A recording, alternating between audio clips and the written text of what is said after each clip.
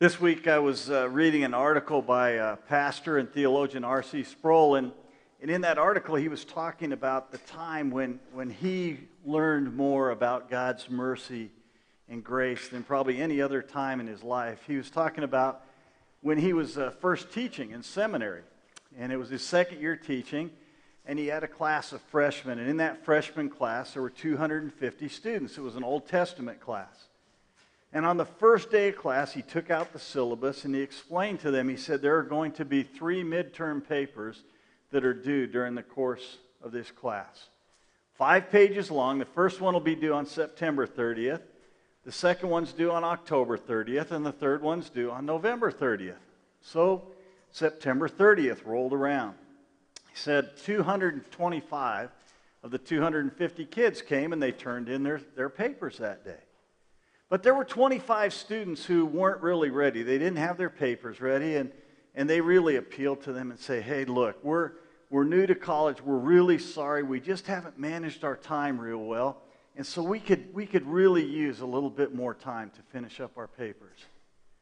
He said, didn't I tell you? I told you right at the beginning, if you don't turn them in on time, your papers are going to get an F. He says, but I'll tell you what, just this one time, I'm going to go ahead and I'm going to give you 3 more days to turn in your paper.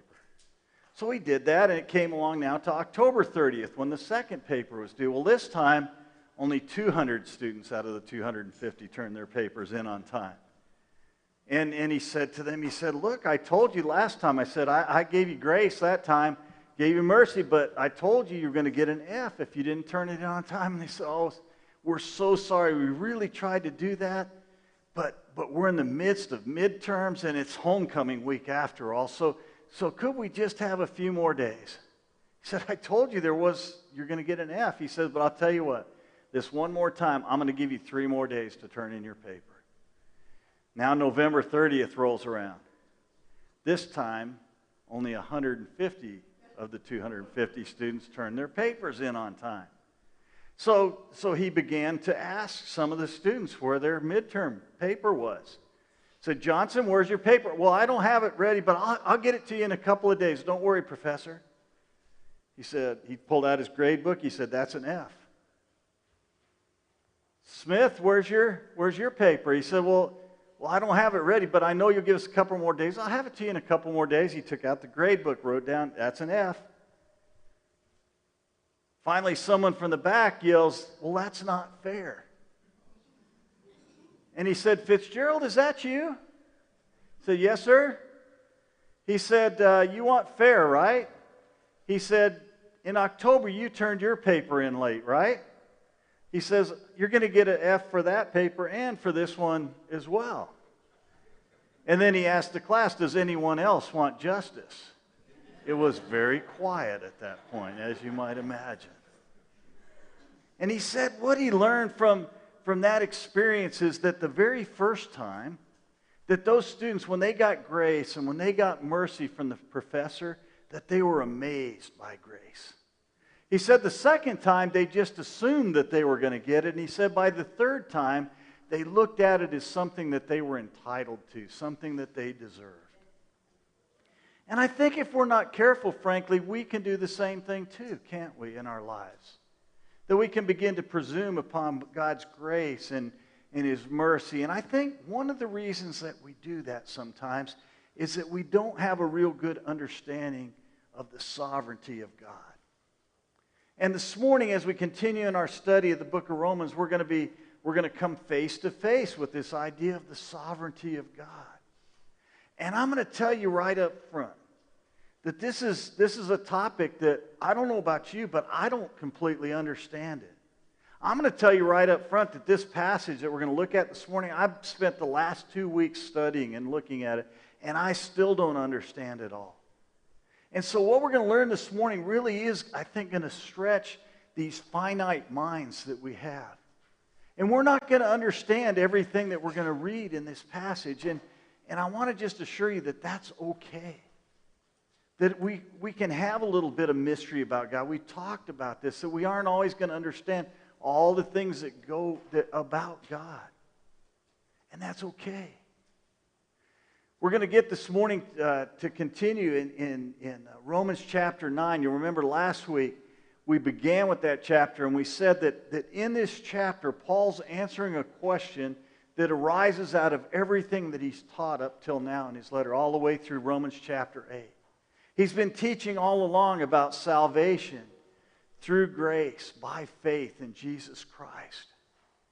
And the question that brings up, especially to his fellow Jews, is this. If the Jews have largely rejected Jesus, which they had at that time, almost the whole church was Gentiles. He says, if the Jews have rejected Jesus, who is the Messiah, then has God's plan for the Jews, has it been defeated? And I think that's a logical question to ask, right? And as we saw last week, it was a question that was really relevant to the Jews, but it was also relevant to the Gentiles, because if God's promises to the Jews didn't come to pass, then how could the Gentiles count on the promises that we saw a few weeks ago in Romans chapter 8? Promises like this, that all things will work for the good to those who love God and are called according to His purpose. Or the promise that nothing will separate us from the love of Christ. And so what Paul does in chapter 9 is he takes these 5 events from the history of Israel and he uses them to prove that in fact, not only has God's promise not failed, but that it's been carried out through Jesus Christ, that He is the fulfillment of God's plan that God had from the very beginning of time. Last week we began looking at chapter 9 and we saw how Paul begins by just pouring out his heart. Remember the heart he says basically, hey, I would give up my salvation if all the rest of you could have faith in Jesus Christ and be saved. Because he has such a heart for them. But now as we get to verse 6, he's going to actually begin to answer the question that's been raised by this whole idea. And as he does that, we're going to see very clearly some things about the sovereignty of God this morning. And while we may not be able to fully understand everything about the sovereignty of God, I'm hopeful that I can at least show you enough from this passage that you can take away and that you can apply to your life. So if you have your Bibles, go ahead and take them out to Romans chapter 9 this morning. Romans chapter 9. And I'm going to begin reading in verse 6 and go through verse 18 this morning. But it is not as though the word of God has failed. So he starts out, he gives the conclusion right off the bat.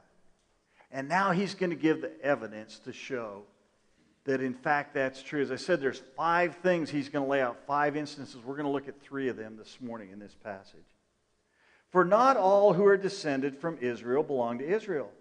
And not all are children of Abraham, because they are his offspring. But through Isaac shall your offspring be named. This means that it is not the children of the flesh who are the children of God, but the children of the promise are counted as offspring. For this is what the promise said, about this time next year I will return, and Sarah shall have a son. And not only so, but also when Rebekah had conceived by one man, our forefather Isaac, though they were not yet born and had done nothing, either good or bad, in order that God's purpose of election might continue, not because of works, but because of him who calls, she was told, the older will serve the younger. As it is written, Jacob I loved, but Esau I hated. What shall we say then? Is there injustice on God's part? By no means. For he says to Moses, I will have mercy on whom I will have mercy, and I will have compassion on whom I will have compassion. So then, it depends not on human will or exertion, but on God who has mercy. For the Scripture says to Pharaoh, for this very purpose I have raised you up, that I might show my power in you, and that my name might be proclaimed in all the earth. So then he has mercy on whomever he wills, and he hardens whomever he will.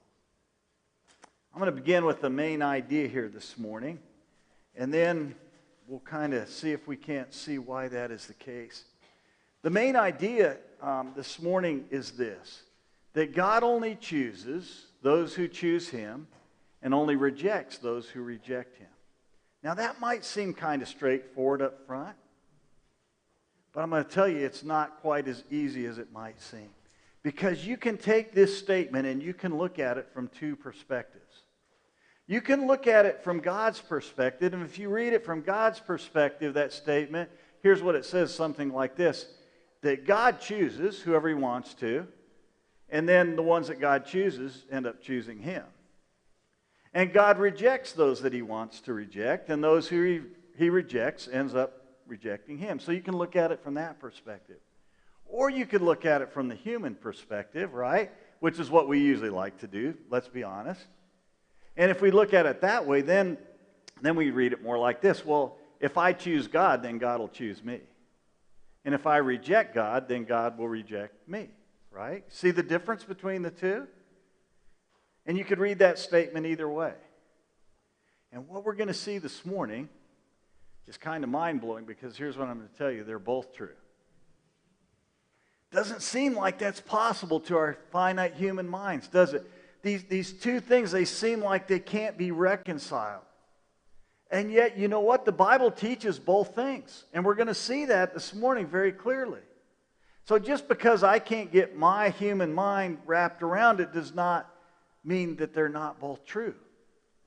Unfortunately, what's happened within Christianity is people have tended to latch on to one or the other of those things. And they've formed whole camps around them. And then these camps kind of like war against each other, and they try to prove that they're right and that the other side is wrong. And they have names associated with them, which I'm not even going to throw out there this morning. You guys are probably familiar with that. But they're both true, and that's what we're going to see this morning. And Paul begins, as I said, he begins with the conclusion here. He says, no, God's plan has not failed. And then he's going to give all these examples, and we're going to look at three of them this morning. The first example he gives is the one of Ishmael and Isaac. And for those of you who might not be real familiar with that story, let me just kind of hit some of the highlights that are really relevant to us this morning. You remember that God comes to Abraham in Genesis chapter 12, and He says, Abraham, I'm going to bless you, and I'm going to make you into this great nation, and through that nation that I will make you into, you're going to bless all the other nations of the world. And then a few chapters later, He comes back and He expounds upon that promise that He's given. He says, Abraham, He says, you know what? Your descendants are going to be so numerous that they're going to be like the stars in the sky, or like the grains of sand on the seashore. And that sounds really great, but here's the problem. Abraham and his wife Sarah, they get to be pretty old. They're beyond childbearing years, and they still don't have a child. So they come up with their own plan. Actually, Sarah comes up with the plan. She says, look, I'm getting too old to have kids. Why don't you go in with my maid, Hagar, an Egyptian woman, and you can have a child with her. So they kind of take those things into their own hand, even though God had already promised He was going to give them a child. And a child is born out of that, a child named Ishmael. And Ishmael becomes the father of the Arabs today. They all descend from Ishmael. But lo and behold, Abraham gets to be 99 years old, and Sarah's 89, and guess what happens? God comes and He enables them to have a child. And they have a child, and his name is Isaac. And God says to them, He says, it's through Isaac that your descendants are going to come. And Isaac becomes the father of the Israelites, or of the Jews. So we can trace that conflict that we see today all the way back to then. You wonder why that conflict is so hard to try to settle today? It's because it goes all the way back to that time. And what Paul says here, he says that God, He chose Isaac. He didn't choose Ishmael. And the Jews, they had believed all along that all you had to do, if you want to be blessed by God, just be able to trace your ancestry back to Abraham. And that means that you belong to Abraham, you're one of the Jews, so therefore you're blessed by God and you're good, you know. You're going to get into heaven. You'll be all right. Remember in, John 8, where Jesus is talking to a lot of them, and they're going, well, our father's Abraham. Who's your father? Because they just believe, trace my lineage back to Abraham. We're good. We're in. And what Paul says, no, that's not true here. He says, even if you could trace your lineage back to Abraham, not all his children were children of promise. Not all Israel is Israel. he says here. Matter of fact, just if you go back and read, Abraham actually gets another wife after Sarah dies. He has even more kids there. He said, no, it's only Isaac. So from the very beginning, he's teaching this idea here that it was God's plan from the very beginning that not all Israel was going to be saved. It was only going to be a remnant. And so the Jews might have looked at that and they thought, okay, I can live with that. And they began to think, well, maybe the reason for that is because Ishmael's mom wasn't a Hebrew, wasn't a Jew, wasn't an Israelite. I mean, after all, she was an Egyptian. So maybe it's just because the lineage wasn't pure on that side of the family that God only chose Isaac and not Ishmael. So guess what Paul does? He says, I'll answer that objection. I'll give you a second example here. I'm going to give you the example of Jacob and Esau. And again, let me just give you a little background here in case you're not totally familiar, or maybe just to refresh your memory. Is that Isaac eventually marries a woman named Rebekah. That's a really interesting story in and of itself. We could spend a whole lot of time there. And he marries Rebekah, and they're not able to get pregnant for a while. It's kind of a repeat of what happens with Abraham and Sarah. But they pray to God. God enables Rebekah to get pregnant. And within her, she has these two sons, Esau and Jacob. And before they're ever born, God comes to Rebekah and reveals to her that the younger, Jacob, is going to serve the older, Esau. That was totally against the way the culture worked back in that day. It says, and Paul points it out here, before they were ever born, before they could do anything that cause God to either favor them or not favor them, he chose Jacob and he rejected Esau. God made that choice here. And we see that. It's really interesting that once they're born, we actually see them live that out in their lives. We find that Jacob, the one who God chose, eventually chooses God. Now, Jacob had a lot of his own problems, right? Would you agree with that? I mean, the way he gets the birthright and the way he gets the blessing is that he works in concert with his mother and he deceives Esau and he deceives Isaac in order to get that. But if you look at the whole of Jacob's life, what you'll find is that he eventually seeks out God. He's someone that has a heart after God.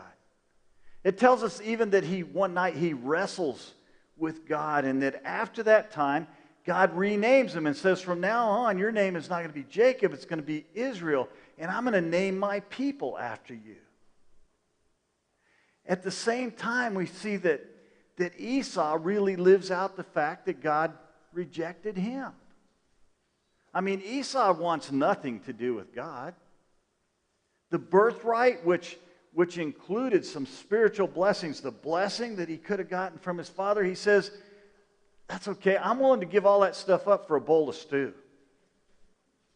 He was willing to trade the blessings of God for some kind of temporary pleasures. And we see people that do that all the time today, don't we, in this world? And so the one who God rejected, we see that he really lives that out in his life. And so what we see here is that over this time, the Jews who believe that just because they came from Abraham, Paul's pointing out that's not enough. It's not enough to just have a heritage that comes from Abraham. It's not enough to do anything for God because Jacob and Esau, it makes it really clear here, God chose them before they were born, before they could do anything to either choose God or reject God. God made that decision because God was sovereign. So he lays out these examples here to let us know that God chooses those who choose him, and he only rejects those who reject him. And then he comes finally to the third example that we're going to see here this morning. Actually, before I do that, let me point out one more thing. This is important. He confirms this whole idea here by quoting from Malachi chapter 1. And he quotes, and what does he say? He says, Jacob I have loved, and Esau I have hated. Now, anyone else here have a problem with that? I mean, be honest. Doesn't really sound right, does it? I mean, doesn't it kind of offend your sense of sensibility and everything? How could the Bible say that God loves some? Doesn't he just love everybody?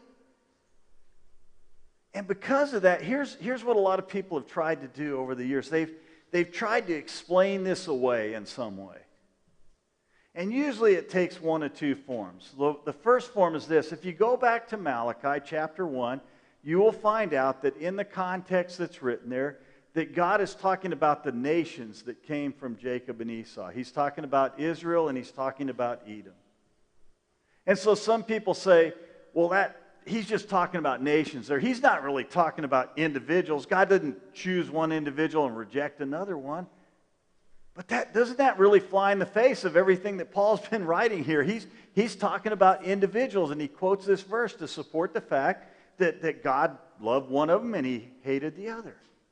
Here's the other way that people try to kind of explain this away. They'll say, well, it's kind of like Luke chapter 14, verse 26. Remember what Jesus said there? He says, if you want to follow after me, you have to do what? You have to hate your mother and your father and your brothers and sisters. And they say what Jesus said there, he doesn't really mean you have to hate them. You just have to not like them as much as you like Jesus, or not love them as much as you love Jesus. So really what God's saying here is it's just saying that God didn't really love Esau quite as much as he loved Jacob. I don't think that's true either. You know what? Go back to the Old Testament and look at every time it says that God hates something. And it says that a lot. You know what the word hate means every time that it's used in the Old Testament? It means hate. So how do we explain this then? I really like how one of the pastors of old times explained this. Somebody came to him and said to this pastor, says, you know, I can't accept this whole idea that God would hate Esau. I just can't accept that. And what the pastor turned around and said to this woman, he said, you know, for me, what I can't understand is how God could love Jacob. And I think that's really true. If we would think about it in that way, I can understand how God could hate me. What I can't understand is how he could love me. And so we just have to accept that, even though it offends us and we can't understand that. And what that brings up is this whole idea then is, if God is just free to choose whoever he wants, that's just not fair. I mean, that's the question that's really arising here, right? And isn't that a question you would like to ask sometimes? I mean, if God can choose some, but not others, is that really fair? And that's the question that he's going to answer here with the third example he gives, the example of Moses and Pharaoh. He starts with Moses, and he quotes from the book of Exodus, where God said to Moses, I will have mercy on whomever I want to have mercy, and I will have compassion on whoever I want to have compassion. And that goes all the way back to when Moses came down from the mountain after he got the Ten Commandments, and the people had made this golden calf out there, and God, he punishes them. He has the Levites go and kill 3,000, go through the camp, and 3,000 of them are killed.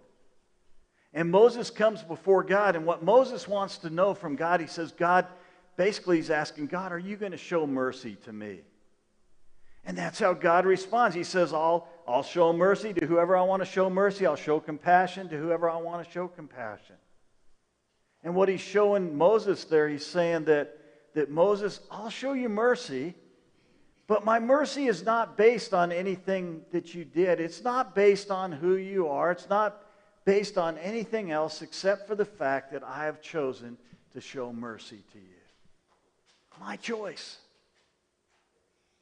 And then he now contrasts that with Pharaoh here. And he says, you know what? I also chose Pharaoh.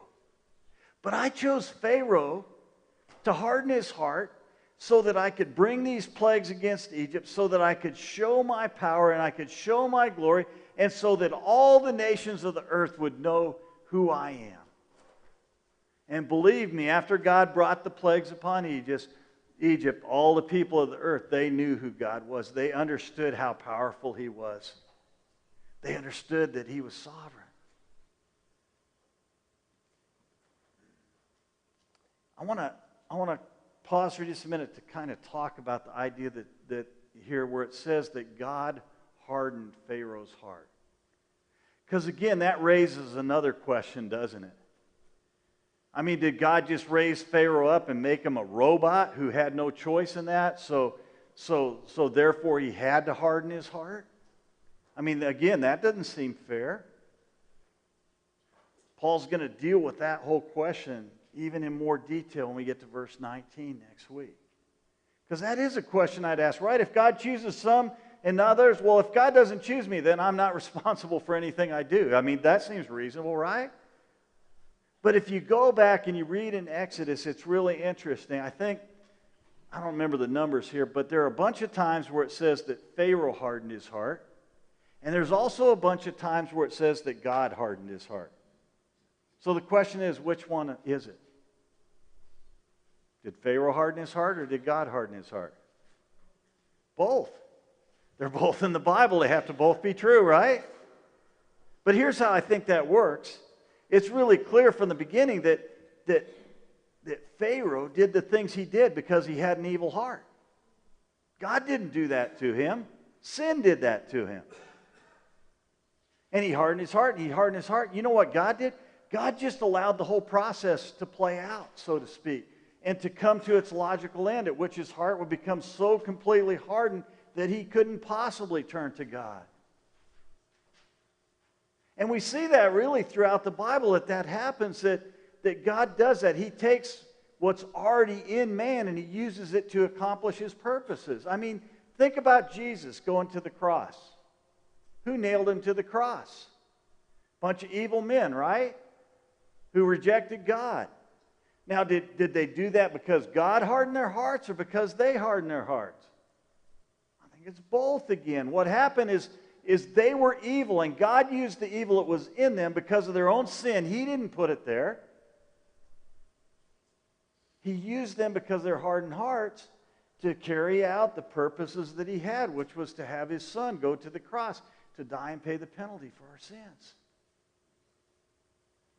And so what we see here is that both Moses and Pharaoh, they demonstrate here the sovereignty of God. And what we see here is that God's justice is carried out both in giving mercy to Moses and in bringing judgment against Pharaoh. Those were both just because they both accomplished God's purposes. And God is completely holy and just and righteous. What we do know for sure that it's justice because what did they both deserve? They both deserved God's judgment. It was only because of his mercy that he poured out on Moses, because he chose to do that Moses received mercy. So God only chooses those who choose him, and he only rejects those who reject him. And that's that divine mystery that we've seen this morning. We see that from God's perspective, that he chose Isaac, and he chose Jacob, and he chose Moses. And he did that completely out of his own will, not because they deserved it. And we see that from their perspective, that they also chose God, that Isaac and Jacob and Moses chose to follow after God. And we also see from God's perspective that he rejected Ishmael, and he rejected Esau, and he rejected Pharaoh, and that they went ahead and they rejected God as a result of that from their perspective. Anyone else here still a little confused over this whole thing? I am. I'd almost worry if you had this all figured out this morning. Because it's hard for us to wrap our human minds around. So what I want to do as we close, I want to leave you with three important takeaways. What is there that we can take away from what we've learned this morning that will really help us to live out our lives. And here's the first one, that God is free to choose who he wants. It's absolutely true. God is free to choose who he wants. That's what makes him God, right? He has the ability, regardless of anything else going on, to make those choices that he wants to make. And that's important for us to understand. And it's also important for us to understand that when he makes those choices, he's making them 100% in accordance with all his attributes of all he is. In accordance with his love and his mercy and his grace and his justice and his righteousness and his holiness and every other attribute that you could think of. God makes his choices in accordance with who he is. So God is completely free to make whatever choice he wants. Here's the second thing that we need to understand about that God's choice is not subject to man's conditions. We saw that this morning, right? We saw that with Ishmael, and we saw it with Esau, and we saw it with Pharaoh. You know, God didn't have to make choices because of who they were or who they were born to or what they did, whether they were good or evil in their life. God wasn't limited by the choices that man made. He never is. Because guess what would happen? If God were subject to our conditions, who would be God? We would, right? If God had to choose based on what we did, he wouldn't be God anymore. We would. And so God can make those choices completely separate from anything that we do, from who we are. He makes those choices completely separate. And then third, and this is really important, is that God's sovereignty does not preclude man's responsibility. See, it would be really, we're going to deal with this more next week, but it would be really easy to say, well, hey, look, if God's just sovereign, he makes all these choices, then I'm just like a robot, so hey, I'm not responsible for my own sin. But we see that's clearly not the case here. This morning, we see that with Ishmael, and particularly we see it with Esau and with Pharaoh, that they made choices and that God held them responsible for the choices that they made. And again, we might not understand all this, but that's really clear from the passage today.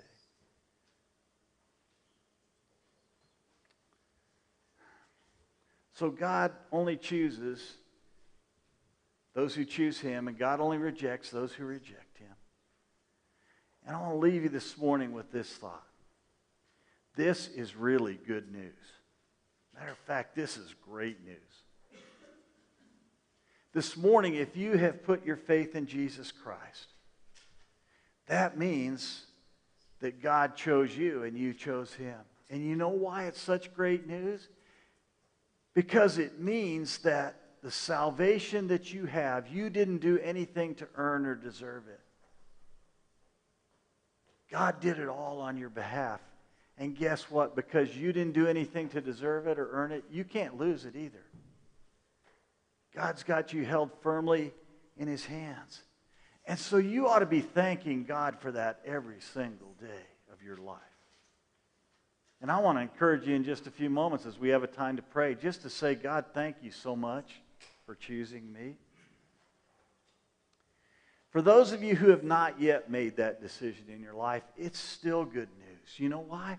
Because it means there's nothing that you have done in your life that's so bad that God can't still choose you and you still can't choose him. Nothing. And so I want to encourage you, if you've never put your faith in Jesus Christ, to do that today, to respond to the call of God as he's speaking to your spirit through his Holy Spirit this morning. As we sing our final song, some of our elders will be at the back, and they would love to talk to you more about what it means to enter into a relationship with God through faith in Jesus Christ.